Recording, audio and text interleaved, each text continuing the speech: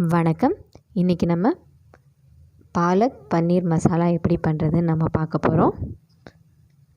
இப்போது இது பண்ணுறதுக்கு என்னென்ன பொருட்கள் வேணும்னு பார்த்துடலாம். நான் பாருங்கள், கீரை பாலக் குட்டி குட்டியாக கட் பண்ணி வச்சுருக்கேன். 3 தக்காளி குட்டி குட்டியாக கட் பண்ணி வச்சுருக்கேன். பட்டர், 2 வெங்காயம், ஒரு ஃபுல் பாக்கெட் பன்னீர் எடுத்திருக்கேன். ஒரு பச்சை மிளகாய், 4 பல் பூண்டு, கொஞ்சம் இஞ்சி, 2 டீஸ்பூன் சாட் மசாலா, 1 டீஸ்பூன் கஸ்தூரி மேத்தி, 2 பட்டை, 2 கிராம்பு, 1 டீஸ்பூன் மிளகாத்தூள், 1 டீஸ்பூன் மஞ்சத்தூள். இப்போ என்னென்ன பொருள் வேணும்னு பார்த்தோம். இப்போ எப்படி பண்ணுறதுன்னு ஸ்டார்ட் பண்ணிடலாம். ஃபஸ்ட்டு கடாய் சூடானதும் அதில் பட்டர் போட்டுக்கோங்க. பட்டர் உருகுனதும் 1 டீஸ்பூன் ஆயில் போட்டுக்கலாம். இதில் இப்போ நம்ம எடுத்து வச்சுருக்க எல்லா பொருளையும் ஆட் பண்ண போகிறோம். 2 துண்டு பட்டை, கிராம்பு, பச்சை மிளகாய், பூண்டு, இஞ்சி, வெங்காயம், தக்காளி எல்லாமே போட்டு நல்லா வதக்கிடலாம்.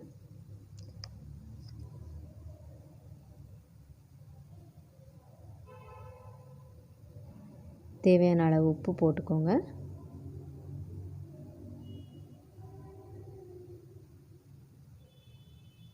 இப்போது ஒரு தட்டு வச்சு மூடி வச்சு நம்ம 10 நிமிஷம் வேக வச்சிட்டோம். இப்போ பாருங்கள், நல்லா குக் ஆகிடுச்சு. இந்த ஸ்டேஜில் நம்ம தனியாக வேறு ஒரு பிளேட்டில் ட்ரான்ஸ்ஃபர் பண்ணி ஆற வச்சிடலாம்.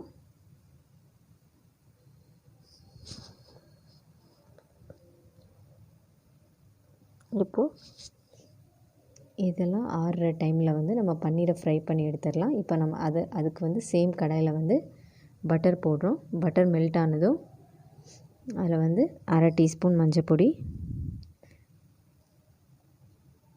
1 டீஸ்பூன் சில்லி பொடி போடுறோம்.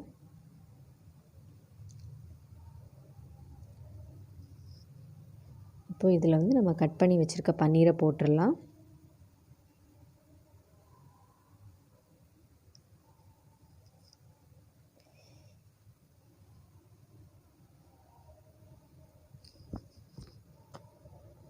பன்னீர் நல்லா ப்ரௌனிஷாக வர வரைக்கும் நல்லா ஃப்ரை பண்ணிடுங்க.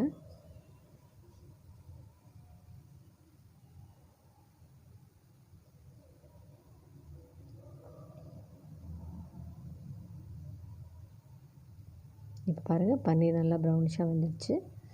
இப்போ நம்ம எடுத்து வச்சுருந்த வெங்காயம், தக்காளி பேஸ்ட் மாதிரி அரைச்சிடலாம்.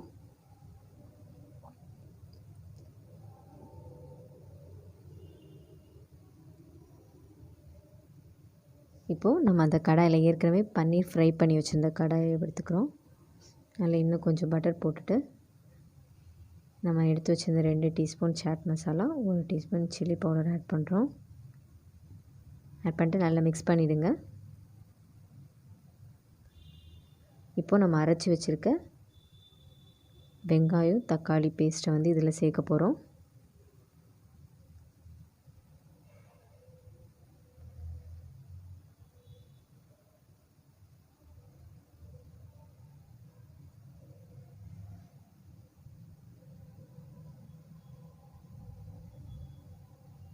தேவையான அளவு உப்பு இப்போ ஆட் பண்ணிக்கலாம்.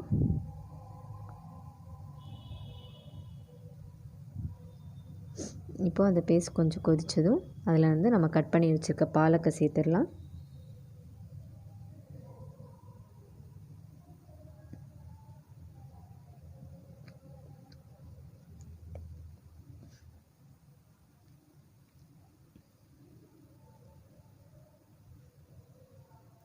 பாருங்கள், ஒரு 10 நிமிஷம் ஆகிடுச்சு. பாலக் நல்லா வெந்துடுச்சு, நல்லா கொதிக்க ஆரம்பிச்சிடுச்சு. இந்த ஸ்டேஜில் ஒரு வாட்டி நம்ம கிளறி விட்டுக்கலாம். கிளறி வச்சுட்டு நம்ம ஃப்ரை பண்ணி வச்சுருக்க பன்னீரை இப்போ இதில் ஆட் பண்ண போகிறோம்.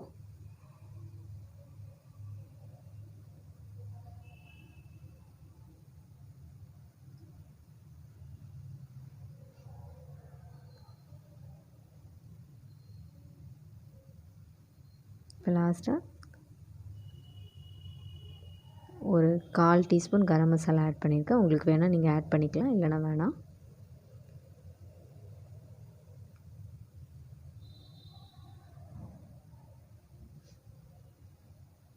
இப்போ நம்ம கடைசியாக கஸ்தூரி மேத்தி ஆட் பண்ணி சர்வ் பண்ணிடலாம்.